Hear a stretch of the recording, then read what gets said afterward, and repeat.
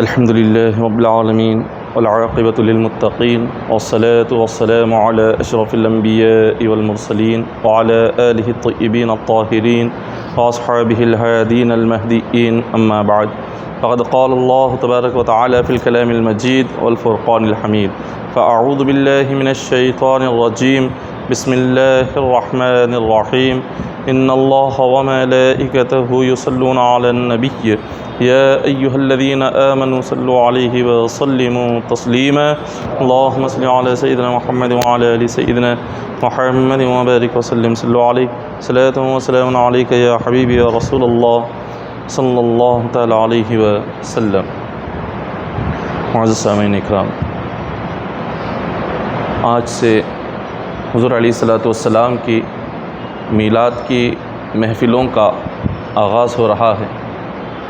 تو آج یہ پہلی محفل ہے، پھر بروز پیر آنے والا جو کل ہے، پیر کے دن بھی بعد مغرب کے حضور علیہ الصلوۃ والسلام کی میلاد کی محفل رہے گی، اور بروز منگل بھی یہ محفل رہے گی، اور بروز چہارشنبہ عشاء کے بعد حضور علیہ الصلوۃ والسلام کی میلاد کے بیان کے متعلق چند باتیں بیان کی جائیں گی۔ تو اتوار، پیر، منگل، چہارشنبہ یہ 4 دن بھی یہ محفلیں قائم رہیں گی، اور ان محفلوں میں آقا علیہ الصلوۃ والسلام کا ذکر مبارک ہوگا۔ حضور علیہ الصلوۃ والسلام کا جو جسم مبارک ہے، اللہ نے اس جسم کو کتنا نورانی اور کتنا برکتوں والا بنایا ہے، اس کے متعلق بیان کیا جائے گا۔ یعنی ان 4 محفلوں میں حضور علیہ الصلوۃ والسلام کے موئے مبارک کا ذکر ہوگا، حضور کے چہرے مبارک کا ذکر ہوگا، حضور علیہ الصلوۃ والسلام کے مبارک آنکھوں کا ذکر ہوگا، حضور علیہ الصلوۃ والسلام کے ہاتھوں کا ذکر ہوگا، حضور کی انگلیوں کا ذکر ہوگا۔ اللہ نے اپنے حبیب کو جو پیدا فرمایا، حضور کا جو جسم مبارک ہے، اس جسم مبارک میں اللہ نے کتنی برکتیں رکھی اور کتنی اللہ نے اس میں معجزات رکھے، وہ سارے معجزات اور ان برکتوں کے متعلق ہر دن مختصر کر کے آپ کے سامنے بیان کیا جائے گا۔ تو انسانی جسم کی ابتدا ہوتی ہے سر سے، اور سر کی ابتدا ہوتی ہے بالوں سے۔ تو آج حضور علیہ الصلوۃ والسلام کے موئے مبارکہ کا ذکر ہوگا، سر سے لے کر آہستہ آہستہ ایک ایک جسم کے حصے کو حضور علیہ الصلوۃ والسلام کے بیان کیا جائے گا۔ تو اس سے ہم سمجھ سکتے ہیں کہ اللہ تبارک و تعالیٰ نے اپنے نبی کو کتنا پیارا اور کتنا عظیم بنایا ہوا ہے۔ حضور علیہ الصلوۃ والسلام کے جسم مبارک کا جب ذکر ہم سنیں گے تو اس سے یہ اندازہ لگتا ہے کہ آقا علیہ الصلوۃ والسلام کے جسم مبارک کے ایک ایک حصے میں اللہ نے اپنی ہزاروں برکتوں کو چھپا کر رکھا ہوا ہے۔ تو لہٰذا آج سے یہ ابتدا ہو رہی ہے، تو آپ مکمل 4 دن یعنی آج اتوار، پیر، منگل، چہارشنبہ، ان 4 دنوں میں آپ ضرور شرکت فرمائیں اور حضور کا ذکر سنیں اور اپنے ایمانوں کو تازہ کریں۔ اللہ تبارک و تعالیٰ نے یہ جو حضور علیہ الصلوۃ والسلام کے موئے مبارک بنائے ہیں، موئے مبارک کہتے ہیں، اور فارسی میں، اردو میں عام الفاظ میں بال کہتے ہیں، اور اسی کو اگر فارسی زبان میں موئے مبارک کہتے ہیں۔ فارسی میں بال کو موئے کہتے ہیں، اور مبارک مانے برکت والے۔ تو برکت والے حضور علیہ الصلوۃ والسلام کے بالوں کو موئے مبارک یہ فارسی میں کہا جاتا ہے۔ تو حضور علیہ الصلوۃ والسلام کے موئے مبارک کیسے تھے؟ حضور علیہ الصلوۃ والسلام کے جو موئے مبارک تھے، نہ بالکل گھنگرالو تھے، نہ بالکل سیدھے تھے۔ بالکل سیدھے بھی حضور علیہ الصلوۃ والسلام کے بال نہیں تھے، اور بالکل گھنگرالو بال بھی حضور کے نہیں تھے۔ ان دونوں کے درمیان حضور علیہ الصلوۃ والسلام کے بال تھے۔ اور حضور علیہ الصلوۃ والسلام کتنے بال رکھتے تھے؟ آقا علیہ الصلوۃ والسلام کبھی حضور اپنے آدھے کان کے برابر حضور نے بال چھوڑے، اور کبھی اور زیادہ ہو گئے تو کان کی آخری لو تک حضور کے بال آ گئے، حضور کے زلف آ گئے، اور زیادہ حضور علیہ الصلوۃ والسلام نے کبھی کاندھوں تک بھی اپنے مبارک بالوں کو چھوڑا۔ حضور نے کبھی اپنی زلفیں کاندھوں تک رکھی اور کبھی حضور علیہ الصلوۃ والسلام نے اس کو کٹوا کر اپنی گردن مبارک تک اپنے مبارک بال رکھے، اور کبھی حضور نے اپنی گردن سے بھی کٹوا کر کان کی لو تک اپنی زلفیں رکھی، اور حضور علیہ الصلوۃ والسلام نے کبھی اپنی کان کی لو سے بھی اپنے مبارک بالوں کو کاٹ کر آدھے کان کے برابر اپنے سر کے بال حضور نے رکھے۔ یہ حدیثوں میں آتا ہے۔ اور آقا علیہ الصلوۃ والسلام جب اپنے موئے مبارک کو جب کاٹتے تھے تو اس وقت میں حدیث پاک میں بیان کیا گیا کہ حضور علیہ الصلوۃ والسلام نے اپنے ایک صحابی حضرت عبیدہ رضی اللہ تعالی عنہ سے کہا۔ حضرت عبیدہ رضی اللہ تعالی عنہ فرماتے ہیں کہ حضور علیہ الصلوۃ والسلام کے کچھ موئے مبارک میرے پاس موجود ہے، اب یہ جو موئے مبارک ہم زیارت جو کرتے ہیں یہ ہم تک کیسے پہنچے، یہ کیسے آئے؟ تو حدیث پاک میں آتا ہے حضرت ابو عبیدہ رضی اللہ تعالی عنہ جو حضور کے صحابی ہیں وہ فرماتے ہیں کہ حضور کے کچھ بال میرے پاس ہیں جو کہ ساری کائنات سے بھی زیادہ مجھے پسندیدہ ہے۔ اگر ایک طرف دنیا ہو اور دنیا کی ساری نعمتیں ایک طرف ہو، اللہ تبارک و تعالیٰ دنیا اور ساری نعمتیں مجھے عطا کرے، اور دوسری طرف حضور کے موئے مبارک ہو، تو حضرت عبیدہ فرماتے ہیں کہ حضور کے موئے مبارک مجھے ساری دنیا اور ساری کائنات کی مال و دولت سے بھی بڑھ کر ہے۔ اتنا صحابہ اکرام حضور کے موئے مبارکہ کا اتنا ادب کرتے تھے، اتنا موئے مبارکہ سے محبت کرتے تھے کہ ساری کائنات اور دنیا کی ہر چیز سے بڑھ کر موئے مبارکہ کو اپنے پاس رکھنا پسند فرماتے تھے۔ اور پھر آگے فرمایا حضرت انس بن مالک رضی اللہ تعالیٰ عنہ حضور کے صحابی رسول ہیں۔ حضرت انس بن مالک روایت کرتے ہیں کہ جب آقا علیہ الصلوۃ والسلام اپنے بال کاٹنا چاہتے تو حضور جب بال کاٹنے والے کو بلاتے تو صحابہ اکرام آقا علیہ الصلوۃ والسلام کے اطراف میں بیٹھ جاتے، اور حضور کے اطراف میں بیٹھ کر صحابہ اپنے ہاتھ کو پھیلا دیتے، کیونکہ جب بال کاٹنے والا شخص حضور علیہ الصلوۃ والسلام کے جب بالوں کو وہ کاٹتا تو صحابہ اکرام کی آرزو تھی کہ حضور کا ایک بال بھی زمین پر نہ گرے بلکہ ان کے ہاتھوں کے اوپر گرے۔ صحابہ اکرام حضور علیہ الصلوۃ والسلام کے مبارک بالوں کو لینے کے لیے وہ اطراف میں وہ حلقہ بنا کر بیٹھ جاتے تھے، ایک موئے مبارکہ کو زمین پر گرنے نہیں دیتے، اپنے ہاتھوں میں اٹھا لیتے اور پھر اس کو اپنے پاس رکھتے، اپنے گھروں میں رکھتے، اور اس موئے مبارکہ سے برکتیں حاصل کرتے، رحمتیں حاصل کرتے، زندگی بھر اس کو اپنی جان سے بڑھ کر صحابہ اکرام سنبھال کر رکھتے تھے۔ موئے مبارکہ سے اتنی محبت تھی صحابہ کو۔ حضرت انس بن مالک رضی اللہ تعالیٰ عنہ فرماتے ہیں حضور علیہ الصلوۃ والسلام نے اپنی مبارک زندگی میں ایک ہی حج فرمایا جس کو ہم حجۃ الوداع کہتے ہیں۔ آقا علیہ الصلوۃ والسلام نے جب حجۃ الوداع حضور نے جب حج فرمایا، حج فرما کر جب حج کے جو ارکان ہوتے ہیں آقا علیہ الصلوۃ والسلام نے حج کا ایک ایک رکن ادا کیا۔ آپ میدان عرفات میں حضور علیہ الصلوۃ والسلام رکے، اور پھر اس کے بعد مزدلفہ حضور تشریف لائے، اور مزدلفہ سے حضور مینا تشریف لائے، اور پھر اس کے بعد کنکر ماری شیطان کو، اور پھر قربانی حضور علیہ الصلوۃ والسلام نے دے دی۔ اب قربانی دینے کے بعد جو حج کا جو رکن ہے آخری رکن حلق کروانا، یعنی اپنے سر کے بال نکلوانا، تو حضرت انس بن مالک فرماتے ہیں آقا علیہ الصلوۃ والسلام حج کے تمام ارکان ادا کر کے قربانی کر کے جب حلق کرنے کی باری آئی، اپنے بال نکالنے کی باری آئی، آقا علیہ الصلوۃ والسلام نے ایک حجام کو بلایا اور اس سے کہا کہ میرے سر کے بال نکلواؤ۔ حضور کے ایک دہنی جانب سیدھی جانب کے مبارک بال نکالے گئے۔ آقا علیہ الصلوۃ والسلام نے اپنے ایک صحابی حضرت ابو طلحہ کو بلایا اور بلوا کر ان سے فرمایا کہ یہ میرے سیدھی جانب کے موئے مبارکہ ہے، تم اس کو اپنے پاس رکھو۔ حضور نے اپنے صحابی کو اپنے موئے مبارک دیے، اور پھر اس کے بعد حضور علیہ الصلوۃ والسلام نے اپنی بائیں جانب کے موئے مبارک نکالے، اور پھر آقا علیہ الصلوۃ والسلام نے حضرت ابو طلحہ کو وہ بھی عطا فرما دیے۔ سیدھی جانب کے موئے مبارک حضور نے حضرت ابو طلحہ کو دے دیے، بائیں جانب کے موئے مبارک حضور نے حضرت ابو طلحہ کو دے دیے۔ اب یہ کیوں دیے؟ وجہ کیا تھی؟ آقا علیہ الصلوۃ والسلام نے فرمایا میرے ان بالوں کو دوسرے لوگوں میں تقسیم کرو جو آج یہاں پر نہیں آئے ہوئے ہیں۔ تو یہ جو موئے مبارک ہم تک جو پہنچے ہیں، جو ہم 12 ربیع الاول کو زیارت کرتے ہیں، یہ ہمیں کہاں سے آئے؟ صحابہ اکرام کے ذریعے سے یہاں تک ہمارے پاس پہنچے ہیں۔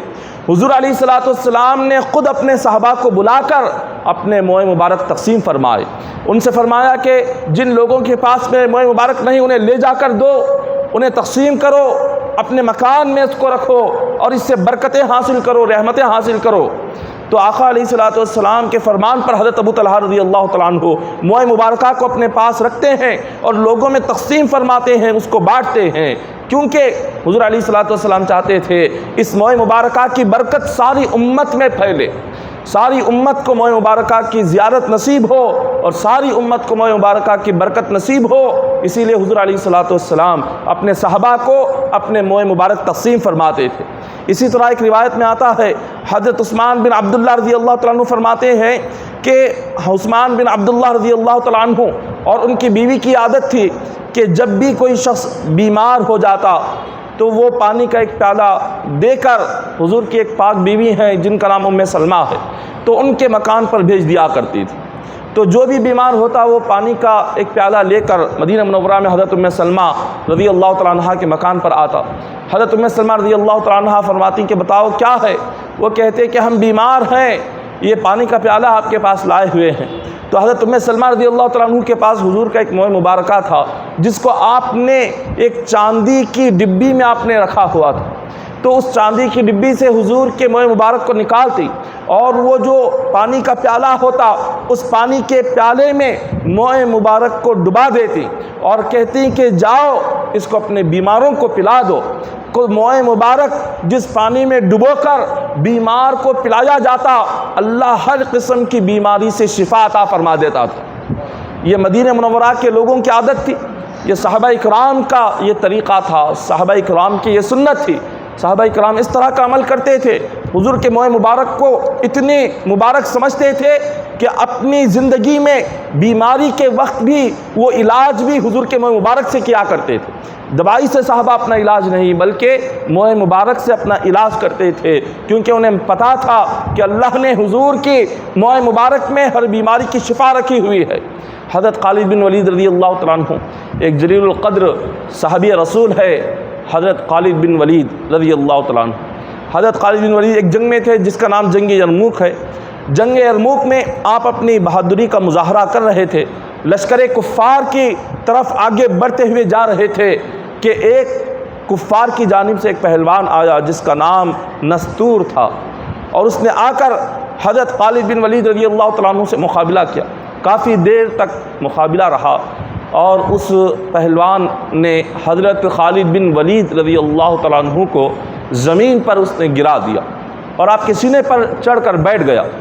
حضرت خالد بن ولید رضی اللہ تعالیٰ عنہ آپ دیکھ رہے ہیں کہ ایک کافر آپ کے سینے پر سوار ہے، اس کے ہاتھ میں تلوار ہے، تھوڑی دیر میں آپ کو وہ قتل کر دے گا، لیکن آپ اپنی جان کی فکر ایسی حالت میں بھی نہیں کر رہے ہیں، بلکہ اس حالت میں آپ اپنے ساتھیوں کو پکار کر کہہ رہے ہیں کہ اے میرے ساتھیوں، میں نے جو ٹوپی پہنی تھی اس کافر نے زمین پر مجھے گرا دیا اور زمین پر گرنے کی وجہ سے میری ٹوپی کہیں دور جا کر پڑ گئی ہے، فوراً میری ٹوپی میرے حوالے کرو، اس ٹوپی کو اٹھاؤ اور لا کر فوراً میرے حوالے کرو۔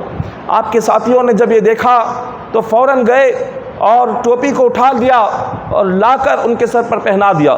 جیسے ہی ٹوپی پہنا تھا آپ نے اپنی تلوار اس نستور نامی پہلوان پر چلائی اور اسی کو وہیں پر قتل کر دیا۔ وہ قتل ہو گیا اور اس جنگ میں اللہ نے خالد بن ولید رضی اللہ تعالیٰ عنہ کو کامیابی عطا فرمائی۔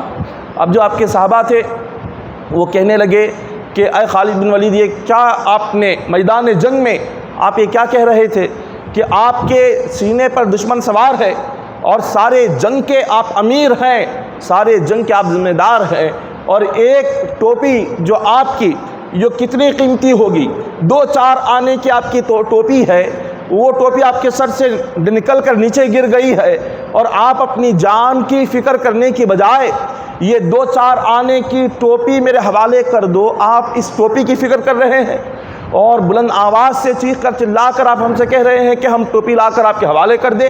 میدان جنگ میں آپ اپنی جان کی فکر کیے بغیر ٹوپی کی فکر کر رہے ہیں، کیا بات ہے؟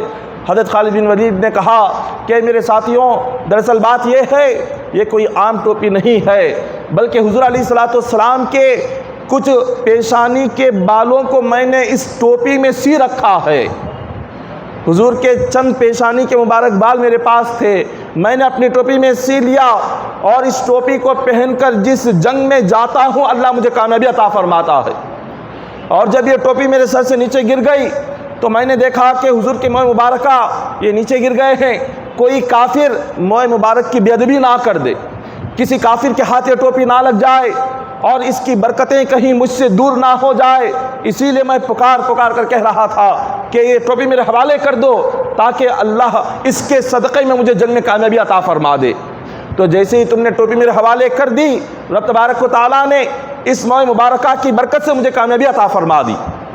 یہ ہے حضور کے موئے مبارکہ کی زیارت کی برکت، موئے مبارکہ کو اپنے پاس رکھنے کی اللہ نے اتنی برکت عطا فرمائی۔ حضرت خالد بن ولید رضی اللہ تعالیٰ عنہ آپ ایک تھوڑی سی فوج لے کر ملک شام پر حملہ کرنے کے لیے تشریف لے گئے۔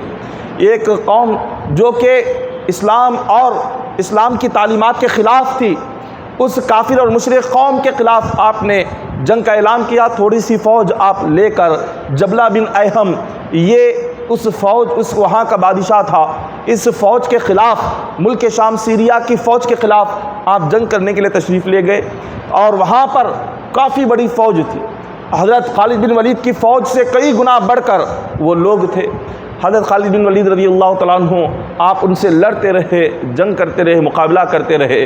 اس جبلہ بن ایہم نے، اس بادشاہ نے جب یہ دیکھا کہ ایک ایک کر کے جب مقابلہ کے لیے کوئی جا رہا ہے، حضرت خالد بن ولید اس کو مار رہے ہیں اور اس کو مار کر آپ وہاں سے اس کو روانہ کر رہے ہیں، تو اس نے دیکھا کہ ایک ایک کر کے جو بھی جا رہا ہے وہ قتل ہو رہا ہے، وہ مر رہا ہے، اور خالد بن ولید رضی اللہ تعالیٰ عنہ کامیاب ہو رہے ہیں۔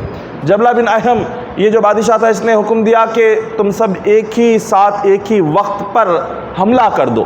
جب ایک ہی ساتھ ہزاروں کی فوج جب حملہ کرے گی تو یہ خالد بن ولید کی فوج بڑی تھوڑی سی ہے اور وہ یہ اس حملے کو برداشت نہیں کر سکیں گے اور وہ لوگ میدان جنگ چھوڑ کر بھاگ جائیں گے۔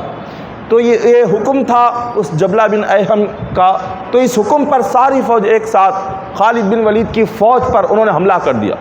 جیسے ہی حملہ ہوا تو واقعی میں اتنا سخت حملہ تھا کہ وہ کئی گنا بڑھ کر تھے، اور اس حملے کو حضرت خالد بن ولید کی فوج نے برداشت نہیں کر سکے، اور وہ لوگ میدان جنگ چھوڑ کر وہاں سے بھاگ رہے تھے۔ بڑا سخت ترین حملہ ہوا۔ حضرت خالد بن ولید کے جو ساتھی تھے انہوں نے کہا کہ ہمیں ایسے لگ رہا ہے کہ ہم یہاں سے زندہ واپس لوٹ کر نہیں جائیں گے، کیونکہ ہمارے مقابل جو فوج ہے، ملک شام کی جو فوج ہے، یہ ہم سے کئی گنا بڑھ کر ہے، ہتھیار بھی ہم سے کئی گنا بڑھ کر ہے، طاقت اور قوت بھی ہم سے کئی گنا بڑھ کر ہے، تو ہمیں ایسے لگ رہا ہے کہ یہاں ہماری موت ہو کر رہے گی، ہم واپس زندہ نہیں جائیں گے۔ حضرت خالد بن ولید رضی اللہ تعالیٰ عنہ اپنے ساتھی سے فرماتے ہیں، اے میرے دوست، مجھے بھی ایسے ہی لگ رہا ہے، مجھے ایسے ہی لگ رہا ہے کہ اب یہ ہمارا آخری وقت اس میدان جنگ میں ہے۔ ساتھی نے پوچھا، کیا آپ کو بھی اس میدان جنگ میں کامیابی کی امید نہیں ہے؟ کیا آپ کو بھی نہیں لگتا کہ آپ اس جنگ کو کامیاب کر سکیں گے؟ ساتھی نے پوچھا کہ ہر جنگ میں تو آپ کامیابی حاصل کرتے ہیں، آپ لشکر کے سپہ سالار ہیں، ساری فوج کے امیر ہیں، آپ کو بھی امید نہیں، آپ بھی ہمت ہار گئے ہیں۔ آپ نے فرمایا، میں ہمت اس لیے نہیں ہار رہا کہ دشمن کی فوج ہم سے بڑھ کر ہے، میں ہمت اس لیے نہیں ہار رہا کہ یہاں یہ فوج کی تعداد اور فوج کے ہتھیار کو دیکھ کر میں موت کا خوف نہیں کر رہا، یہاں کافر اور مشرک ان کی طاقتوں قوتوں کو دیکھ کر یہ نہیں کہہ رہا کہ میں یہاں پر مرنے والا ہوں، بلکہ میں اس لیے کہہ رہا ہوں کہ جس ٹوپی کو پہن کر میں میدان جنگ میں آتا تھا، آج وہ موئے مبارک کی ٹوپی میں اپنے گھر میں بھول کر آ گیا ہوں۔ وہ جس ٹوپی میں موئے مبارکہ تھے، جس میں برکت تھی، وہ میں بھول گیا۔ اسی لیے مجھے ایسے لگ رہا ہے کہ جس موئے مبارک کی برکت سے اللہ مجھے کامیابی عطا کرتا تھا، اب وہ موئے مبارک کی برکتیں تو گھر میں رہ گئی، اب وہ ٹوپی تو گھر میں رہ گئی، بھول کر آ گیا۔ اب مجھے ایسے لگ رہا ہے کہ شاید اس جنگ میں مجھے ناکامی نصیب ہوگی، شاید اس جنگ میں مارا جاؤں گا، اسی لیے میں کہہ رہا ہوں۔ بس یہ آپس میں یہ باتیں ہو رہی تھی، یہاں حضرت ابو عبیدہ رضی اللہ تعالیٰ عنہ سارے لشکر اسلام کے آپ امیر تھے، ساری فوج کے آپ سپہ سالار تھے، آپ مدینہ منورہ میں آپ آرام کر رہے تھے، خواب میں آقا علیہ الصلوۃ والسلام کی زیارت ہوئی۔ حضور علیہ الصلوۃ والسلام نے فرمایا کہ ابو عبیدہ، تم مدینہ منورہ میں آرام کر رہے ہو، وہاں پر خالد بن ولید جو ہمارے موئے مبارک کو ہمیشہ جنگ میں لے کر جانے والا، ہمارے موئے مبارکہ کا ادب کرنے والا، ہمارے موئے مبارک سے محبت کرنے والا، وہ وہاں پر دشمنوں میں گھر چکا ہے، دشمن حملہ کرنا چاہتے ہیں، دشمن شہید کرنا چاہتے ہیں، اور تم یہاں پر آرام کر رہے ہو۔ اٹھو اور مدینہ منورہ سے فوج لے کر ملک شام کی طرف تم روانہ ہو جاؤ۔ بس اتنا سننا تھا۔ حضرت ابو عبیدہ رضی اللہ تعالیٰ عنہ آپ نیند سے بیدار ہوتے ہیں، مدینہ منورہ میں اعلان کرتے ہیں کہ ملک شام میں خالد بن ولید کو کفار و مشرکین نے میدان جنگ میں اپنے گھیرے میں لے لیا ہے، اب وہ مشکل میں ہیں، ہمیں ان کی مدد کے لیے روانہ ہونا چاہیے۔ مدینہ منورہ سے کئی ہزار لوگ میدان جنگ میں جانے کے لیے تیار ہو گئے، اور قافلہ تیار ہو کر جب یہاں سے مدینہ سے لے کر ملک شام کی طرف وہ نکلتا ہے تو اسی قافلے میں راستے میں حضرت ابو عبیدہ رضی اللہ تعالیٰ عنہ صحابی رسول آپ ایک سوار کو دیکھتے ہیں، بڑی تیزی کے ساتھ گھوڑا لے کر وہ اپنی سواری بہت آگے بڑھ رہا ہے۔ حضرت ابو عبیدہ سے بھی وہ آگے بڑھ گیا اور اس نے اپنے چہرے کو چھپایا ہوا ہے، نقاب ڈالا ہوا ہے۔ حضرت ابو عبیدہ رضی اللہ تعالیٰ عنہ اپنے گھوڑے کو آپ ایڑ لگاتے ہیں اور تیز رفتار اس کو کرتے ہیں، تیزی کے ساتھ آپ اپنا گھوڑا دوڑا کر جب اس نوجوان کے قریب پہنچتے ہیں اور کہتے ہیں کہ اے نوجوان اپنے گھوڑے کو روک دے، وہ نوجوان اپنا گھوڑا روک لیتا ہے۔ آپ فرماتے ہیں کہ اے نوجوان تو کون ہے اور اتنی تیزی کے ساتھ کہاں جا رہا ہے؟ اس نے کہا کہ میں خالد بن ولید رضی اللہ تعالیٰ عنہ کے پاس جا رہا ہوں اور ان سے ملاقات کرنا چاہتا ہوں، اور بہت ہی مجھے جلد ہے، مجھے فوراً پہنچنا چاہیے، اگر میں نہ پہنچا تو حضرت خالد بن ولید شہید کر دیے جائیں گے۔ حضرت ابو عبیدہ رضی اللہ تعالیٰ عنہ نے کہا کہ تم ہو کون جو ہم سے بھی زیادہ تیز اپنا گھوڑا دوڑا رہے ہو؟ جب اس نے اپنے چہرے سے نقاب ہٹایا تو کیا دیکھتے ہیں کہ وہ کوئی نوجوان نہیں بلکہ وہ ایک خاتون ہے، ایک عورت ہے جو گھوڑا تیزی سے لے کر جا رہی ہے۔ تو آپ نے جیسے یہ دیکھا حضرت ابو عبیدہ فرماتے ہیں کہ تم تو ایک خاتون ہو اور خالد بن ولید سے تمہارا کیا رشتہ ہے؟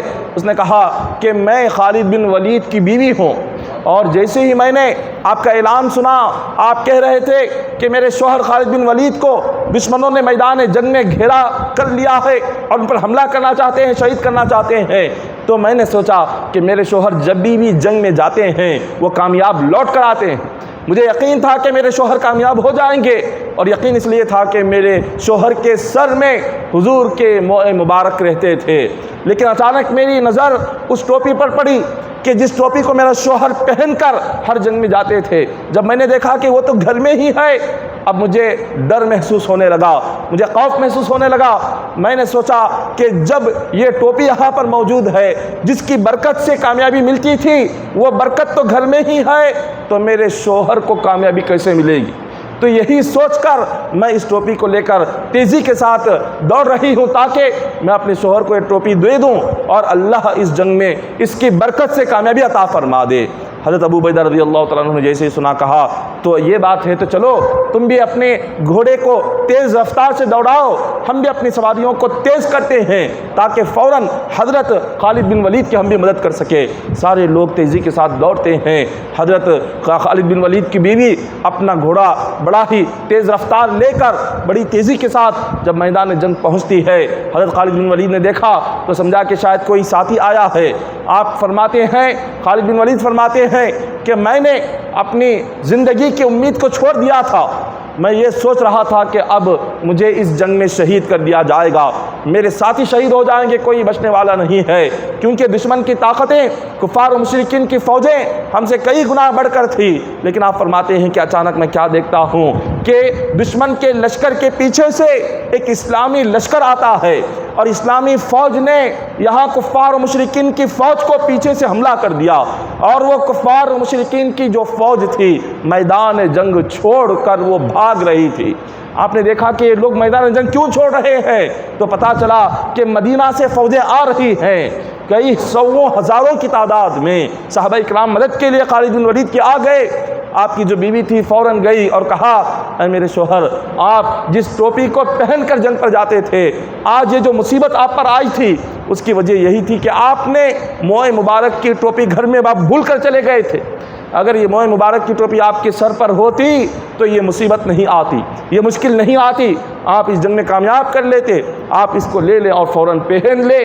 خالد بن ولید رضی اللہ تعالیٰ عنہ نے ٹوپی کو لے لیا اور آپ نے ٹوپی پہن لی۔ ٹوپی پہن کر خالد بن ولید فرماتے ہیں جیسے میں نے جنگ شروع کی، ابھی تھوڑا سا بھی وقت نہیں گزرا تھا، اللہ نے تھوڑے سے وقت میں موئے مبارک کی برکت سے جنگ میں کامیابی عطا فرما دی۔ اللہ تبارک و تعالیٰ نے حضور کے موئے مبارکہ میں کتنی برکتیں رکھی ہوئی ہے کہ جس جنگ میں ناکامی ملنے والی ہے اور جس جنگ میں شہید ہونے والے تھے، لیکن اللہ تبارک و تعالیٰ نے حضور کے موئے مبارک کی برکت سے خالق کائنات نے کامیابی عطا فرما دی اور ایسی کامیابی نصیب ہوئی۔ خالد بن ولید فرماتے ہیں کہ ہم نے کبھی سوچا بھی نہیں تھا، رب تبارک و تعالیٰ نے اس شان کی کامیابی عطا فرمائی۔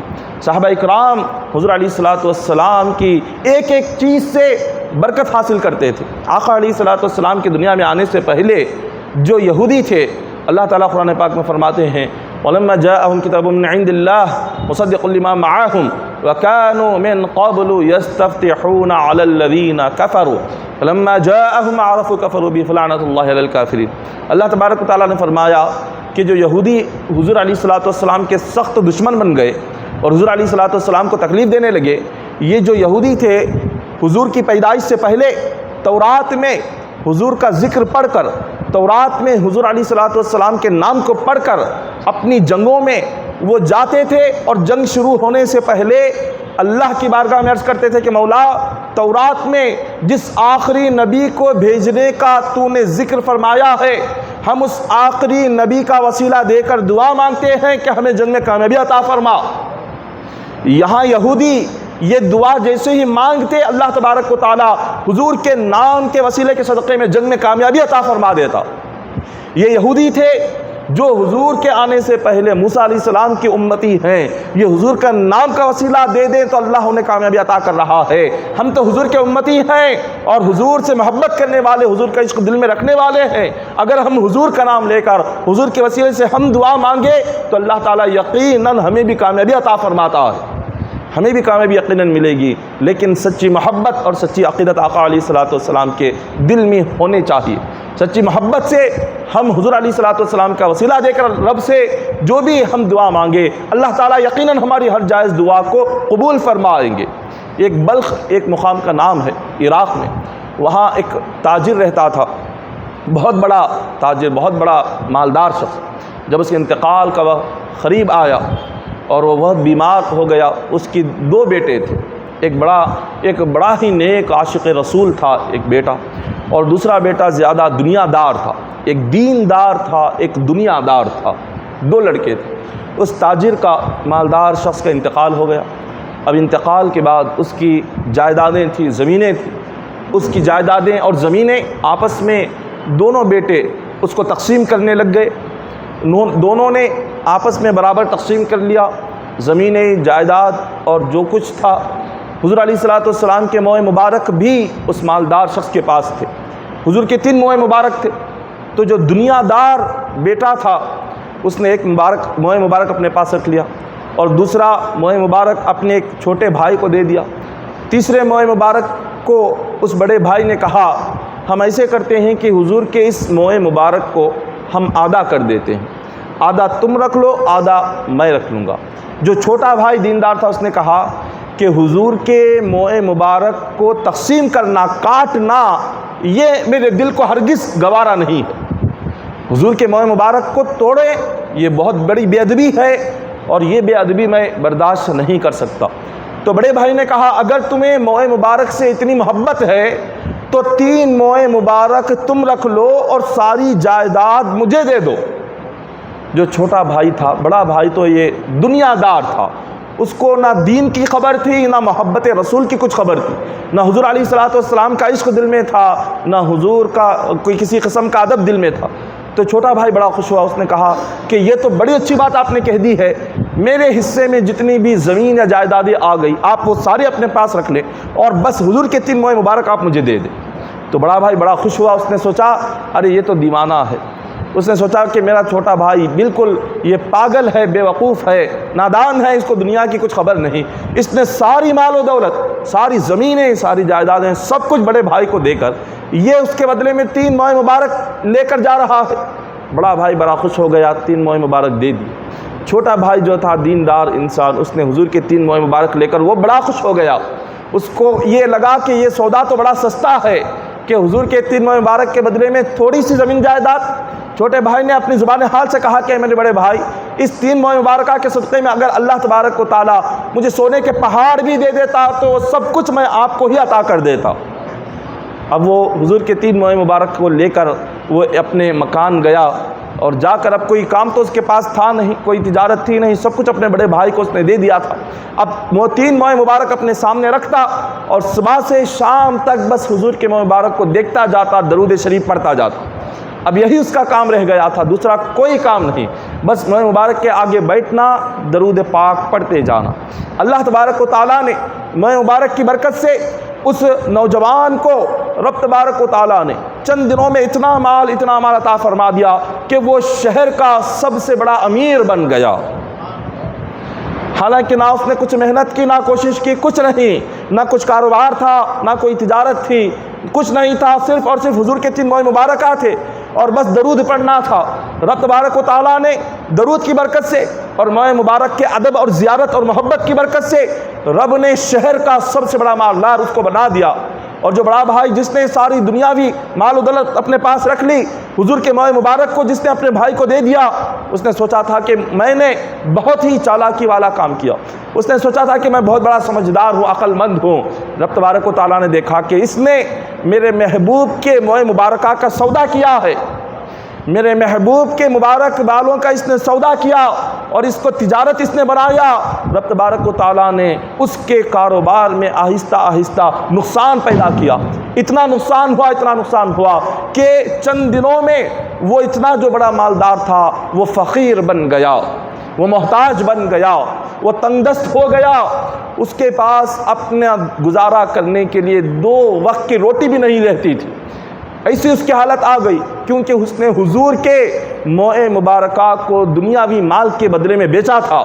اللہ تبارک و تعالیٰ کا جلال اور خدا کا غضب اس پر نازل ہوا۔ اب اللہ تبارک و تعالیٰ نے اس کو ایسا سبق سکھایا۔ اب یہ جو چھوٹا بھائی تھا، دن بدن رب تبارک و تعالیٰ اس کے مال میں، اس کے رزق میں، روزی میں برکتیں عطا فرماتا ہی جا رہا تھا۔ اس نوجوان نے حضور کے موئے مبارک کا جو ادب کیا، موئے مبارک کی جو زیارت کی اپنے پاس رکھا، رب تبارک و تعالیٰ نے اس کو اتنا بلند مقام عطا کیا کہ چند دنوں کے بعد اس کا انتقال ہوا۔ اس نوجوان کا اپنی جوانی میں انتقال ہوا۔ انتقال کے بعد ایک مقام پر اس کو دفنایا گیا جہاں اس کی تدفین کی گئی۔ اس زمانے کے بہت بڑے ولی کامل کے خواب میں حضور علیہ الصلوۃ والسلام تشریف لائے۔ حضور نے اس شہر کے ولی کو خواب میں آ کر کہا کہ شہر میں سارے لوگوں میں اعلان کر دو کہ جس کسی کو کوئی تکلیف ہو، کوئی مصیبت ہو یا پریشانی ہو، اس نوجوان کی قبر کے پاس جا کر دعا کرے، اللہ اس کی ہر مصیبت کو دور فرما دے گا۔ اس نوجوان کا کیا عمل تھا، اس نوجوان کی کیا عبادت تھی، صرف حضور کے 3 موئے مبارک اپنے پاس رکھا ہوا تھا، ادب کرتا تھا، احترام کرتا تھا، تعظیم کرتا تھا، درود پڑھتا تھا۔ خدا کو ایسی ادا پسند آ گئی کہ مولا نے وہ جب تک دنیا میں زندہ تھا، رب نے اپنے رحمت کے خزانوں کے دروازے اس پر کھول دیے، اور موت کے بعد بھی حضور علیہ الصلوۃ والسلام نے خواب میں آ کر اس زمانے کے ولی سے کہا کہ شہر کے لوگوں میں اعلان کر دو کہ جو کوئی اس کی قبر کے پاس کھڑے ہو کر جو دعا مانگے، اللہ ہر ایک کی دعا قبول فرمائیں گے۔ لوگ اس کے انتقال کے بعد بھی اس قبر کا اتنا ادب کرتے تھے کہ کوئی قبر کے آگے سے سواری پر سوار ہو کر نہیں گزرتا تھا۔ لوگ سوار ہو کر آتے، جیسی قبر کے قریب آ جاتے سواری سے نیچے اتر جاتے اور پیدل چل کر آگے جا کر سواری پر سوار ہوتے تھے۔ اتنا ادب، یہ ادب بھی کب کر رہے ہیں؟ موت کے بعد یہ ادب کر رہے ہیں۔ زندگی میں نہیں، نہ وہ کوئی کسی مقام کا بادشاہ ہے، نہ شہنشاہ ہے، نہ اس کا کوئی بڑا دربار ہے، نہ حکومت ہے، کچھ نہیں ہے، لیکن صرف اور صرف حضور کے موئے مبارکہ کا ادب ہے، حضور کے موئے مبارکہ سے محبت ہے، اور اس موئے مبارکہ کو اپنے پاس رکھتا ہے، اور دنیا کی ساری جائیدادوں کو، زمین مار و دولت کو موئے مبارک کے صدقے میں اس نے ٹھوکر مار دی، تو رب تبارک و تعالیٰ نے اس کو دنیا بھی عطا فرما دیا، دین بھی عطا فرما دیا، رب نے آخرت کی دولت بھی عطا کر دی، دنیا کی دولت بھی عطا فرما دی۔ آقا علیہ الصلوۃ والسلام کے موئے مبارک کا بے انتہا ہمیں ادب کرنا چاہیے۔ جہاں بے ادبی ہوتی ہے اللہ تبارک و تعالیٰ دی ہوئی نعمتوں کو چھین لیتا ہے۔ بنی اسرائیل ایک بہت بڑی قوم گزری ہے، اللہ نے بنی اسرائیل کا ذکر کلام پاک میں کئی مقامات پر ارشاد فرمایا۔ سورہ بقرہ میں دوسرے پارے میں اللہ تعالیٰ فرماتے ہیں وَقَالَ لَهُمْ نَبِيُّهُمْ إِنَّ آيَةَ مُلْكِهِ أَن يَأْتِيَكُمُ التَّابُوتُ فِيهِ سَكِينَةٌ مِّن رَّبِّكُمْ وَبَقِيَّةٌ مِّمَّا تَرَكَ آلُ مُوسَىٰ وَآلُ هَارُونَ تَحْمِلُهُ الْمَلَائِكَةُ إِنَّ فِي ذَلِكَ لَآيَةً لَّكُمْ إِن كُنتُم مُّؤْمِنِينَ۔ بنی اسرائیل کے پاس ایک صندوق تھا، اس صندوق میں ان کے نبی کی کچھ نشانیاں تھیں۔ بنی اسرائیل کے جو نبی حضرت موسیٰ علیہ السلام اور ہارون علیہ السلام ہے، تو موسیٰ علیہ السلام اور ہارون علیہ السلام کی چند چیزیں اس صندوق کے اندر تھیں۔ ایک ان کا عمامہ تھا اس صندوق میں، اور ان کا جبہ تھا۔ تورات جو اللہ نے اتاری تھی تختیاں، تورات کی کچھ تختیاں اس میں تھی۔ حضرت موسیٰ علیہ السلام کا عصا تھا، ان کی چھڑی تھی، اور حضرت موسیٰ علیہ السلام کے نالین جو آپ پہنتے تھے وہ نالین اس صندوق میں تھے۔ تو بنی اسرائیل جس جنگ میں بھی جاتی تھی اس صندوق کو لے کر وہ میدان جنگ میں جاتے تھے، اور صندوق کو آگے رکھتے تھے اور فرماتے تھے کہ مولا اس صندوق میں تیرے نبی کی نشانیاں ہیں، موسیٰ علیہ السلام اور ہارون علیہ السلام کا عمامہ ہے، اور ان کا عصا ہے، ان کا جبہ ہے، اور ان کے پیر میں پہننے والے ان کے نالین ہیں، مولا ہم اس کا وسیلہ دیتے ہیں، ہمیں جنگ میں کامیابی عطا فرما۔ اللہ تبارک و تعالی حضرت موسیٰ علیہ السلام اور حضرت ہارون علیہ السلام کے تبرکات کی برکت سے، ان دو نبیوں کی استعمال کی ہوئی چیزوں کی برکت سے اللہ انہیں ہر قوم میں ہر جگہ پر کامیابی عطا فرما دیتا۔ بنی اسرائیل وہ صندوق کو اپنے پاس بڑے ادب سے رکھتی تھی، اور اس صندوق کو فرشتے اٹھا کر پھرتے تھے، فرشتے اپنے کاندھوں پر اٹھا کر پھرتے تھے اس صندوق کو، کیونکہ اس میں نبی کے استعمال کی ہوئی چیزیں تھیں، نبی کے تبرکات تھے۔ تو اتنی برکت تھی اس صندوق کی کہ جس جنگ میں جاتے اس کو لے کر جاتے، میدان جنگ کے سامنے رکھتے، اللہ اس تبرکات کی برکت سے، صندوق کی برکت سے کامیابی عطا فرما دیتے۔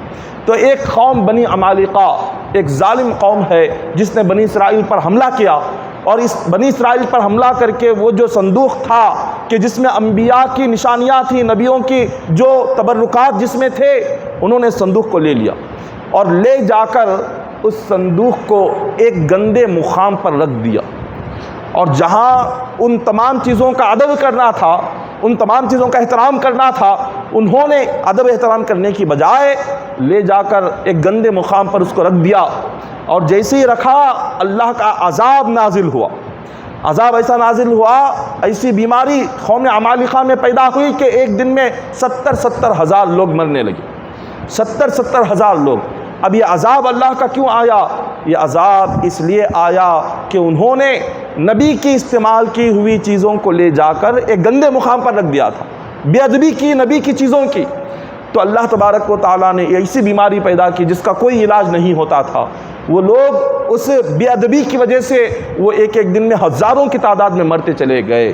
تو جب اللہ تبارک و تعالیٰ نبی کی نشانیاں، نبی کی چیزیں کسی امت کو عطا کرتا ہے، اور جب وہ امت اس کا ادب کرتی ہے، احترام کرتی ہے، ان چیزوں سے محبت کرتی ہے، تو اللہ کی نعمت کے دروازے کھل جاتے ہیں، خدا کی برکتوں کے دروازے کھل جاتے ہیں، مولا اپنے رحمت کے خزانوں کو کھول دیتا ہے۔ اور جب کوئی امت اپنے نبی کی تبرکات کو، اپنے نبی کے موئے مبارکہ کو جب کوئی امت بے ادبی کرتی ہے، بے احترامی کرتی ہے، اللہ تبارک و تعالیٰ عذاب نازل فرماتا ہے، خدا دی ہوئی نعمتیں بھی چھین لیتا ہے۔ کہ حضور علیہ الصلوۃ والسلام نے ارشاد فرمایا، آقا حضرت علی رضی اللہ تعالیٰ عنہ روایت کرتے ہیں، حضور نے ایک دن اپنے موئے مبارک کو پکڑا اور فرمایا کہ وَهُوَ آخِذٌ شَعْرَةً يَقُولُ مَنْ آذَى شَعْرَةً مِّن شَعْرِي فَالْجَنَّةُ عَلَيْهِ حَرَامٌ۔ حضرت علی فرماتے ہیں کہ میں نے سنا کہ حضور علیہ الصلوۃ والسلام نے اپنے ایک موئے مبارک کو پکڑ کر فرمایا کہ جو کوئی بندہ میرے موئے مبارکہ کو تکلیف پہنچائے گا، جو میرے ایک موئے مبارکہ کی بھی بے ادبی کرے گا، اس پر جنت حرام ہے۔ جو حضور کے ایک موئے مبارکہ کی بھی بے ادبی کرے، بے احترامی کرے، حضور نے فرمایا اس پر جنت حرام ہے، وہ جنت میں داخل نہیں ہوگا۔ آقا علیہ الصلوۃ والسلام کی محبت اور خود حضور کا ادب احترام یہ بندے کو جنت میں لے کر جاتا ہے، اور جو بندہ اس محبت سے خود کو دور کر لیا اور جس نے یہ سمجھا کہ میں عبادت کر لوں، نماز پڑھ لوں، مجھے یہ تمام چیزوں سے کیا تعلق، موئے مبارک کی زیارت سے کیا تعلق ہے، میں کیوں موئے مبارک کی زیارت کروں؟ اگر کوئی بندہ عبادت اور نماز یہ سمجھ رہا ہے اس کو جنت میں لے کر جائے گی، ہرگز نہیں لے کر جائے گی۔ اگر بندہ اپنی عبادت سے جنت میں جانا ہوتا تو منافقین بھی عبادت کرتے تھے حضور کے زمانے میں، منافق بھی عبادت کرتے تھے، یہودی بھی عبادت کرتے تھے حضور علیہ الصلوۃ والسلام کے سامنے، مگر قرآن نے کہا کہ وہ مومن نہیں ہے۔ اللہ تبارک و تعالیٰ اسی بندے کی نماز کو قبول کرتا ہے کہ جس نماز میں نبی کا ادب باقی رہے، جس نماز میں محبت رسول رہے، وہی نماز اللہ کی بارگاہ میں قبول ہوگی۔ اور جس بندے کے دل میں نہ محبت رسول ہو، نہ عشق رسول ہو، نہ ادب رسول ہو، ایسا بندہ اگر اپنی ساری زندگی اللہ کی عبادت میں لگائے گا، نہ کوئی عبادت قبول ہوگی، نہ کوئی نماز قبول ہوگی، اس کی کوئی نیکی قبول نہیں ہوگی، کیونکہ اللہ تعالیٰ بغیر محبت نبی کے بندے کی کسی عبادت کو قبول نہیں فرماتا۔ ایک مقام پر بیان کیا گیا حضور علیہ الصلوۃ والسلام کی بارگاہ میں، اور ایسے ادب کرنے والے، ایسی محبت کرنے والے حضور کے گزرے ہیں کہ کسی نبی کی امت میں ایسے عاشق نہیں اللہ نے پیدا کیے جیسے عاشق اللہ نے حضور کی امت میں پیدا فرمائے۔ حضور سے محبت کرنے والے اور ایسا عشق کرنے والے کسی نبی کی امت میں ایسے لوگ پیدا نہیں ہوئے جو اس امت میں پیدا ہوئے، ایسے عاشق۔ ایک روایت میں بیان کیا حضرت امام مالک رحمۃ اللہ تعالیٰ علیہ، امام مالک بہت بڑے محدث تھے، بہت زیادہ حدیث بیان کرنے والے۔ آپ حضور علیہ الصلوۃ والسلام کا اتنا ادب کرتے تھے کہ مسجد نبوی میں جب جاتے، مسجد نبوی میں جا کر حضور کی سنہری جالیوں کے پاس کھڑے ہو کر آپ اتنا جھک کر سلام کرتے، اتنا جھک کر سلام کرتے کہ دیکھنے والوں کو بہت آپ پر ترس آ جاتا تھا۔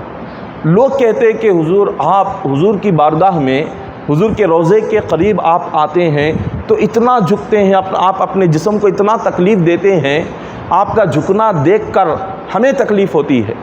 تو حضرت امام مالک فرماتے کہ لوگوں تمہیں کیا خبر ہے، حضور علیہ الصلوۃ والسلام کا مقام و مرتبہ، حضور علیہ الصلوۃ والسلام کا رتبہ اور درجہ جو میں نے حدیثوں میں پڑھا، جو میں جانتا ہوں، اگر تم جان لیتے تو ایسی بات نہیں کرتے۔ یہ جو ادب ہے، یہ جو احترام جو میں جھک رہا ہوں، یہ ادب اور احترام اس لیے کہ اللہ نے جو نبی کا مقام و مرتبہ جو عطا فرمایا ہے، اس مقام و مرتبے کو دیکھ کر خود بخود میرا جسم اور میرا دل جھک جا رہا ہے۔ اگر تم بھی اس مقام و مرتبے کو جان لو تو تم بھی اسی طرح ادب سے کھڑے ہو جاؤ گے جس طرح سے میں یہاں پر کھڑا ہو رہا ہوں۔ حضرت ابو علی قلندر رحمۃ اللہ تعالیٰ علیہ، آپ بہت بڑے ولی کامل ہے۔ ابو علی قلندر پانی پت کے رہنے والے ہیں اور ولایت میں آپ کا مقام بہت اونچا ہے۔ آپ کا ایک مرید مدینہ منورہ کی زیارت کے لیے جانا چاہ رہا تھا، اس نے آ کر آپ سے ملاقات کی، کہا کہ حضور میں جب مکہ کے لیے جا رہا ہوں تو وہاں حج بھی کروں گا، حج کے بعد مدینہ منورہ بھی جاؤں گا، میرے لیے کچھ نصیحت فرمائیے۔ آپ نے فرمایا کہ بیٹا جب تمہارا حج ہو جائے، جب تم مدینہ جاؤ تو مدینہ منورہ کا بہت ادب کرنا، مدینہ کے جانوروں کا بھی ادب کرنا اور یہاں تک کہ مدینہ کے کتوں کا بھی ادب کرنا۔ یہ نصیحت کر کے اپنے مرید کو بھیجا۔ مرید اپنے پیر و مرشد کی نصیحت کو اپنے ذہن میں رکھ کر وہ کعبۃ اللہ پہنچا، اس نے حج کے ارکان ادا کیے۔ حج کے ارکان مکمل کرنے کے بعد جب مدینہ منورہ پہنچا، حضور علیہ الصلوۃ والسلام کی بارگاہ میں حاضر ہو کر اس نے صلاۃ والسلام عرض کیا، اور سلام عرض کر کے جب وہ واپس پیچھے آ رہا تھا، کافی مجمع تھا، تو جس کی وجہ سے اس کا جو پیر تھا ایک کتے کے ہاتھ پر اس نے پیر رکھ دیا، اور وہ جو کتا تھا وہ چیخنے لگا، چلانے لگا، اور وہ چیختا چلاتا روتا ہوا کتا آگے نکل گیا۔ اپنے پیر و مرشد کی بات مرید کو یاد آ گئی۔ مرید نے سوچا کہ میرے پیر و مرشد نے کہا تھا کہ مدینہ کے کتوں کا بھی ادب کرنا، یہاں مجھ سے کیا ہو گیا؟ بے ادبی تو دور، یہاں میں نے یہاں کے کتے کو تکلیف پہنچائی، میں نے اپنا پیر یہاں کے کتے کے ہاتھ کے اوپر رکھ دیا، اب کیا ہوگا؟ تو اسی کشمکش میں وہ تھا اور اسی پریشانی میں تھا۔ پھر سوچا کہ چلو میں جب ہندوستان جاؤں گا، جا کر اپنے پیر و مرشد سے میں اس کے تعلق سے ذکر کروں گا اور اس کے لیے کیا معافی مانگنی ہے میں اللہ سے معافی مانگ لوں گا۔ یہ سوچ کر وہ واپس ہندوستان آیا اور آ کر اپنے پیر و مرشد سے ملاقات کے لیے جب ان کے مکان پہنچا تو اس نے دیکھا کہ پیر و مرشد کے ہاتھ پر پٹی بندھی ہوئی ہے۔ پیر و مرشد سے اس نے پوچھا کہ جب میں یہاں مکہ کے سفر کے نکل رہا تھا آپ صحیح و سلامت تھے، آپ کو کچھ تکلیف نہیں تھی، جب میں واپس آیا ہوں چند دنوں میں اچانک آپ کو کیا ہو گیا؟ کوئی حادثہ پیش آیا یا آپ کو کسی نے یہ تکلیف پہنچائی؟ آپ نے فرمایا کہ بیٹا میں نے تمہیں جانے سے پہلے کہا تھا کہ مدینہ کے کتوں کا بھی ادب کرنا، مدینہ کے جس کتے پر تیرا پیر آیا تھا وہ کوئی کتا نہیں تھا بلکہ میں خود کو کتا بنا کر حضور کی بارگاہ میں پیش کر رہا تھا۔ یہ حضور علیہ الصلوۃ والسلام کی بارگاہ میں اپنے وقت کے اولیاء، اپنے وقت کے غوث اور خطب اپنے آپ کو کتا بنا کر حضور کی بارگاہ میں پیش کرنے کو خوش نصیبی سمجھتے ہیں۔ اور مدینہ منورہ کی گلیوں پر اللہ تعالیٰ نے فرشتوں کو حفاظت کے لیے کھڑا کیا ہوا ہے۔ کبھی کوئی فرشتہ انسانی شکل میں کسی سے عاقل ملاقات کر لیتا، ہم سمجھتے ہیں کوئی عام انسان ہے لیکن وہ کوئی فرشتہ ہوتا ہے جو انسانی شکل میں وہاں پر آتا ہے۔ آقا علیہ الصلوۃ والسلام کی بارگاہ کا ادب اور احترام اللہ تبارک و تعالیٰ نے قرآن پاک میں ذکر فرمایا۔ قرآن پاک میں ایک مقام پر نہیں، خدا نے کئی مقامات پر یہ ذکر فرمایا، اپنے بندوں سے یہ فرمایا کہ اے بندوں جب تم دنیا میں آؤ اور تم نے کلمہ پڑھ لیا، ایمان لا لیا، ایمان لانے کے بعد سب سے پہلے تمہارے لیے ضروری ہے کہ میرے نبی کا ادب کیا کرو۔ خدا نے فرمایا یا ایھا النبی انا ارسلناک شاہدا ومبشرا ونذیرا لتؤمنوا باللہ ورسولہ وتعزروہ وتوقروہ وتسبحوہ بکرۃ واصیلا۔ سورہ فتح کے پہلے رکوع میں 26ویں پارے میں اللہ نے فرمایا کہ اے ایمان والو لتؤمنوا باللہ، تم اللہ پر ایمان لاؤ، اللہ اس کے رسول پر ایمان لاؤ، اور اس کے بعد فرمایا وتعزروہ وتوقروہ۔ ایمان لانے کے بعد پھر سب سے پہلا تمہارا کام یہ ہے کہ تم میرے نبی کا ادب اور احترام کیا کرو۔ یہ فرض ہے ایک مومن پر، جیسے نماز عبادتیں فرض ہے، نبی کا ادب نبی کا احترام یہ فرض ہے۔ اور اس کے بعد اللہ نے فرمایا وَتُسَبِّحُوهُ بُكْرَةً وَأَصِيلًا، اس کے بعد فرمایا صبح اور شام تم میری عبادت کیا کرو۔ عبادت کا ذکر بعد میں کیا، ادب کا ذکر عبادت سے پہلے کیا۔ ادب کا ذکر اللہ نے قرآن پاک میں پہلے کیا، نماز اور عبادت کا ذکر بعد میں کیا، کیونکہ اللہ بندوں سے بتلا رہا ہے کہ بندوں تمہارا ذکر، تمہاری عبادت، قرآن کی تلاوت اسی وقت میں قبول ہو سکتی ہے جبکہ تمہارے دل میں ادب مصطفیٰ ہو، جبکہ محبت مصطفیٰ ہو، تبھی تمہارے ذکر کو بھی قبول کروں گا، تمہاری تلاوت قرآن پاک کو بھی قبول کروں گا، تمہارے عشق کو بھی قبول کروں گا، تمہارے قرآن اور نماز کو بھی قبول کروں گا۔ اس کے بغیر بندے کو اللہ تبارک و تعالیٰ قبول نہیں فرماتے۔ اللہ نے ایک مقام پر نہیں، ایک دوسرے مقام پر قرآن پاک میں فرمایا قد جاءکم برہان من ربکم وانزلنا الیکم نورا مبینا۔ اللہ نے فرمایا کہ ہم نے تمہارے پاس اپنا نبی، اپنی دلیل، اپنا نور بھیجا ہے۔ قد جاءکم برہان من ربکم وانزلنا الیکم نورا مبینا۔ پہلے اللہ نے فرمایا کہ تمہارے پاس میرا نبی آیا ہے، اور پھر اس کے بعد فرمایا کہ ہم نے ایک قرآن اس امت پر اتارا ہے۔ قرآن کے بھی دنیا میں آنے کا ذکر اللہ نے فرمایا، حضور کے بھی آنے کا ذکر اللہ نے ایک ہی آیت میں فرمایا۔ ایک ہی آیت ہے چھٹے پارے کی، اس ایک ہی آیت میں قرآن میں بھی قرآن کے آنے کا، قرآن کے اترنے کا ذکر اور حضور کے آنے کا ذکر، لیکن قرآن کے اترنے کا ذکر اللہ نے بعد میں کیا، نبی کے آنے کا ذکر اللہ نے پہلے کیا۔ قرآن کا ذکر بعد میں آیا اور نبی کے دنیا میں تشریف لانے کا ذکر پہلے، کیونکہ اللہ تبارک و تعالیٰ اپنے بندوں کو یہ بتلا رہا ہے کہ اے بندوں اگر تم قرآن پر عمل کر رہے ہو، تمہارا قرآن پڑھنا، تمہارا قرآن پر عمل کرنا میں تبھی قبول کروں گا جب کہ تم اس نبی کی محبت دل میں پیدا کر لو۔ حضور علیہ الصلوۃ والسلام کو اللہ تبارک و تعالیٰ نے قرآن پاک میں آپ دیکھیں پہلے نبی کا ذکر فرمایا، بعد میں عبادتوں کا ذکر فرمایا۔ ایک روایت میں آتا ہے کہ حضرت امام مالک رحمۃ اللہ تعالیٰ علیہ اپنی ساری زندگی آپ مدینہ منورہ میں گھومتے تھے، پھرتے تھے، مگر کبھی آپ نے مدینہ کی سرزمین پر اپنے پیروں میں جوتے پہن کر آپ گھومتے نہیں تھے۔ لوگوں نے آپ سے پوچھا کہ مدینہ میں آپ ساری زندگی رہے، مکہ مدینہ سے مکہ مکرمہ کا فاصلہ تھوڑا سا ہے، لیکن زندگی میں آپ نے صرف ایک ہی مرتبہ حج فرمایا، چاہتے تو ہر سال حج کو جا سکتے تھے مگر ہر سال حج کو نہیں گئے۔ لوگوں نے پوچھا آپ ہر سال حج کو جا سکتے مگر کیوں نہیں جا رہے ہیں؟ آپ نے فرمایا میں اس لیے نہیں جا رہا ہوں کہ میری آرزو یہ ہے کہ میری موت مدینہ کی سرزمین میں آئے، اگر یہاں سے باہر نکل گیا اس وقت میں موت آ گئی تو مدینہ کی زمین پر مرنا مجھے نصیب نہیں ہوگا۔ میں اس سرزمین پر مرنے کی آرزو لے کر میں یہاں کی زمین چھوڑ کر جانا نہیں چاہتا۔ ساری زندگی مدینہ میں رہتے تھے اور سرزمین مدینہ کا اتنا ادب کرتے تھے۔ اللہ والے بزرگان دین آپ دیکھیں وہ حضور علیہ الصلوۃ والسلام کا ادب تو اتنا کرتے جس کی انتہا نہیں، لیکن حضور علیہ الصلوۃ والسلام جس سرزمین میں حضور آرام فرما رہے ہیں اس شہر کا اتنا ادب کرتے تھے کہ ساری زندگی آپ نے مدینہ منورہ میں اپنے پیروں میں جوتے پہن کر امام مالک نہیں گھومے۔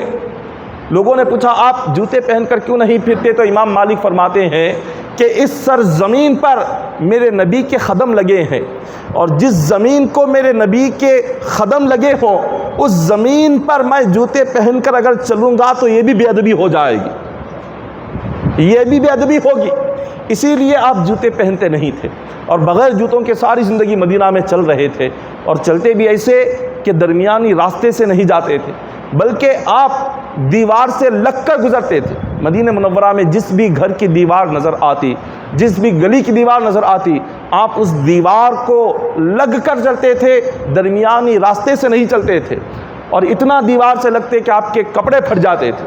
لوگوں نے پوچھا کہ آپ ایسے کیوں چلتے ہیں؟ آپ راستے میں اتنا کھلا راستہ ہے، اتنا کشادہ راستہ ہے، یہاں سے نہیں چلتے، آپ دیوار کو لگ کر چلتے ہیں۔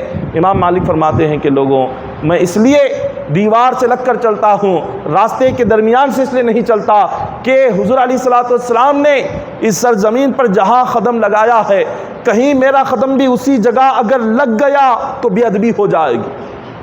حضور کا قدم جس جگہ لگا ہے اگر میں بھی وہاں پر قدم رکھا تو یہ بھی حضور کے شہر کی بے ادبی ہے، یہ بھی اس شہر کی بے احترامی ہے، میں یہ بے ادبی کیسے کر سکتا ہوں؟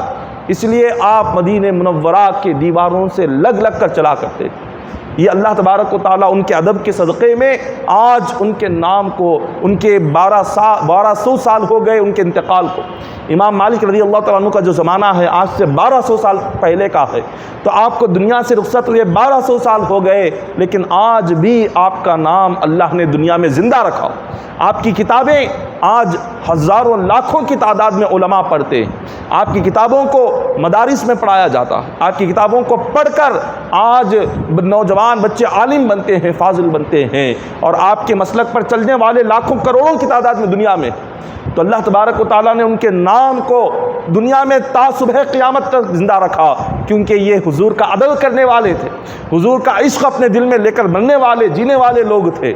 حضرت امام مالک کے پاس لوگ مدینہ میں مسائل پوچھنے کے لیے آتے، بہت بڑے عالم تھے، تو لوگ آپ سے مسئلہ دریافت کرنے کے لیے آپ کے گھر پر آتے، تو جو بھی آپ کی ایک باندھی تھی، جو بھی آپ کے پاس مسئلہ پوچھنے کے لیے آتا تو آپ اس کو مہمان خانے میں بٹھاتے اور مسئلہ اس کو بتاتے، اور پھر اس کو بڑے ہی ادب کے ساتھ اس کو رخصت فرماتے، اور جب بھی کوئی دروازے کو کھٹکھٹاتا آپ دروازہ کھولتے اور فرماتے کہ بتاؤ تم مجھ سے کیا پوچھنا چاہتے ہو، کوئی مسئلہ پوچھنا ہو تو تمہیں اسی حالت میں میں مسئلہ بیان کر دوں گا، اس کا جواب دے دوں گا، نہیں کوئی حدیث سننا ہو، اگر کوئی کہتا کہ نہیں حضور کی حدیث سننے کے لیے آیا ہوں، تو آپ فرماتے کہ آؤ تم پہلے بیٹھو، اس کو بٹھاتے اور گھر جا کر غسل کرتے، غسل کر کے نیا لباس پہن کر اور پھر عطر لگا کر، خوشبو لگا کر پھر اس شخص کے سامنے آتے اور بیٹھتے اور پھر اس کو حدیث سناتے۔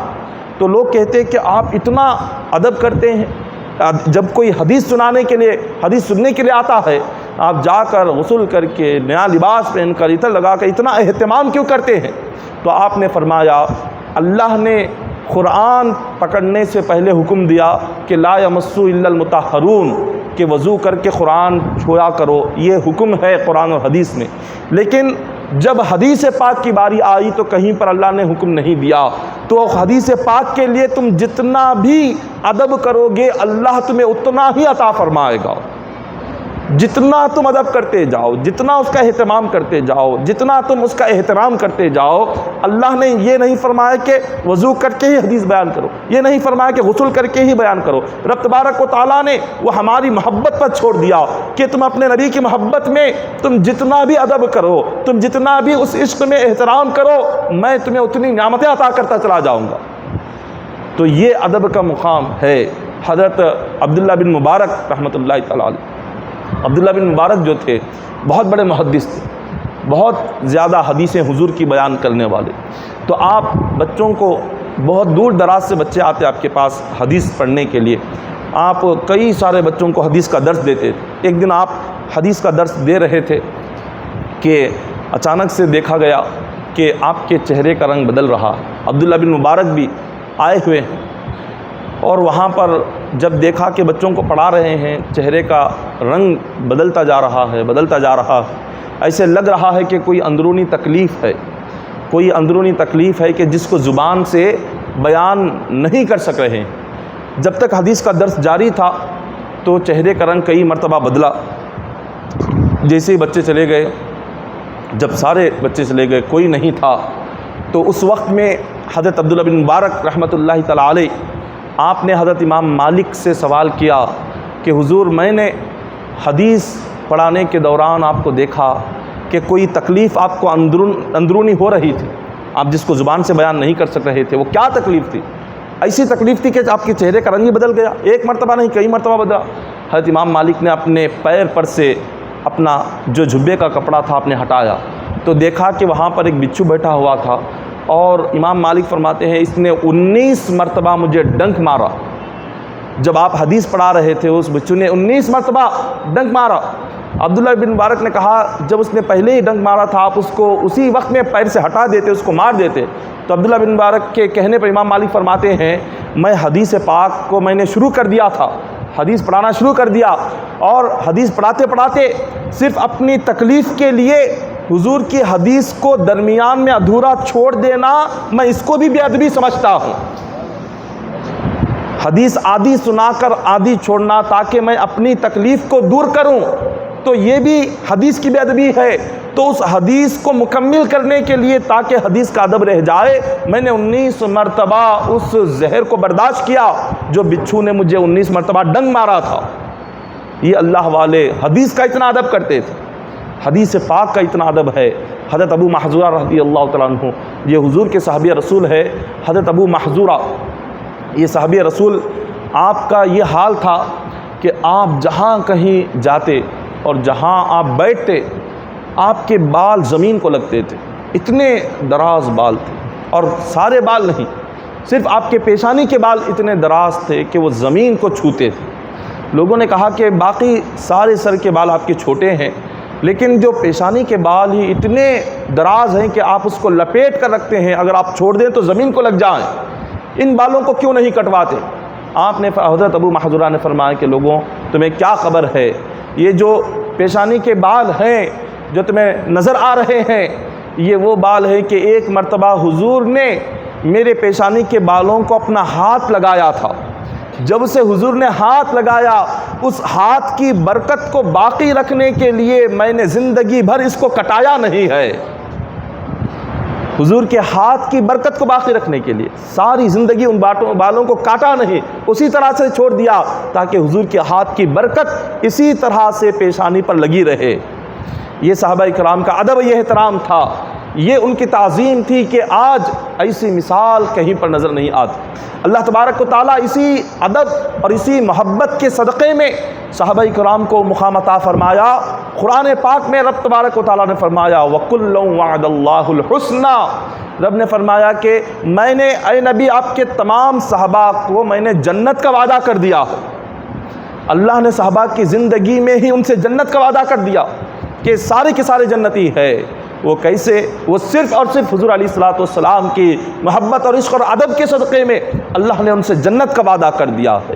اس طرح سے کئی سارے آپ اللہ والوں کی زندگیاں دیکھیں، بزرگان دین کی زندگیاں دیکھیں، جو حضور علیہ الصلوۃ والسلام کی گلیوں کا، حضور کے شہروں کا اتنا ادب کرتے تھے، اتنا احترام کرتے تھے کہ جس کی مثال کہیں ہمیں نظر نہیں آتی۔ ایک روایت میں آتا ہے کہ حضرت امام بخاری رحمۃ اللہ تعالی علیہ، آج جن کی کتاب کو اتنا بلند درجہ ملا ہے کہ امام بخاری کی جو کتاب بخاری شریف ہے، حدیث پاک کی ہزاروں کتابیں ہیں، ہزاروں کتابوں میں کسی کتاب کو مقام نہیں ملا جو حضرت امام بخاری کی کتاب کو ملا کہ اصح الکتب بعد کتاب اللہ تعالی صحیح البخاری، کہ قرآن پاک کے بعد روئے زمین پر کوئی صحیح ترین کتاب کا درجہ ہے تو وہ بخاری شریف ہے۔ قرآن پاک کے بعد کسی کتاب کا درجہ ہے تو بخاری شریف ہے۔ اب بخاری شریف کو اتنا بلند درجہ ملا تو کیسے ملا؟ تو اس کے تعلق سے روایتوں میں آتا ہے کہ امام بخاری رحمۃ اللہ تعالی علیہ نے بخاری شریف میں ہزاروں حدیثیں لکھی، ہزاروں حدیثیں بخاری شریف میں ہے، لیکن ہر حدیث کو لکھنے سے پہلے وہ آب زمزم سے غسل کرتے تھے اور 2 رکعت نفل نماز پڑھتے تھے اور اس کے بعد حضور کی حدیث کو لکھتے تھے۔ غسل کرتے تھے، ایک روایت میں آتا ہے کہ آپ غسل بھی کرتے تھے مقام ابراہیم پر، جو کعبۃ اللہ کے پاس مقام ابراہیم ہے، آب زمزم سے غسل کر کے مقام ابراہیم پر 2 رکعت نفل نماز پڑھ کر پھر حضور کی حدیث لکھتے تھے۔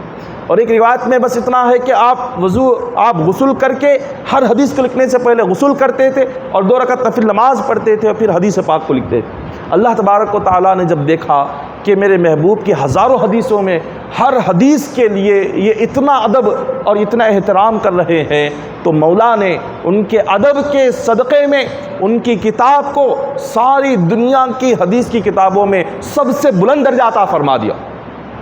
یہ ادب کا مقام ہے، اور بے ادبی سے بندے کو کچھ نہیں ملتا، اور بے ادبی جو کرتا ہے نبی کی شان میں یا ولی کی شان میں یا اللہ والوں کی شان میں، اللہ تبارک و تعالیٰ اس بندے کا ایمان چھین لیتا ہے، اس کا ایمان نہیں رہتا۔ جو کچھ اللہ دیا ہوا ہوتا ہے وہ سب کچھ چھین لیتا ہے بے ادبی سے، کچھ نصیب نہیں ہوتا۔ محترم سامعین اکرام، بے ادبوں کا انجام کیا ہے انشاءاللہ اس کا ذکر کل کیا جائے گا۔ تو کل کی گفتگو میں جو اللہ والوں کی شان میں گستاخی کرتے ہیں اللہ انہیں کیسی سزا عطا کرتا ہے اس کا بیان ہوگا۔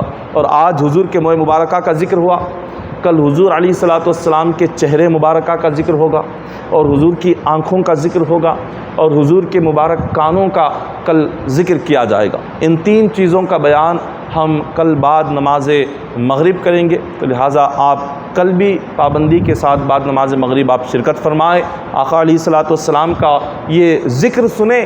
اللہ اس ذکر کی برکت سے ہمارے مردہ دلوں کو زندہ فرما دیتا ہے۔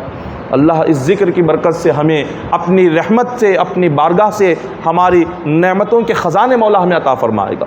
تو لہٰذا کل کی گفتگو میں ہم آگے کا جو بھی بیان ہوگا کل ہم انشاءاللہ بعد نماز مغرب کریں گے۔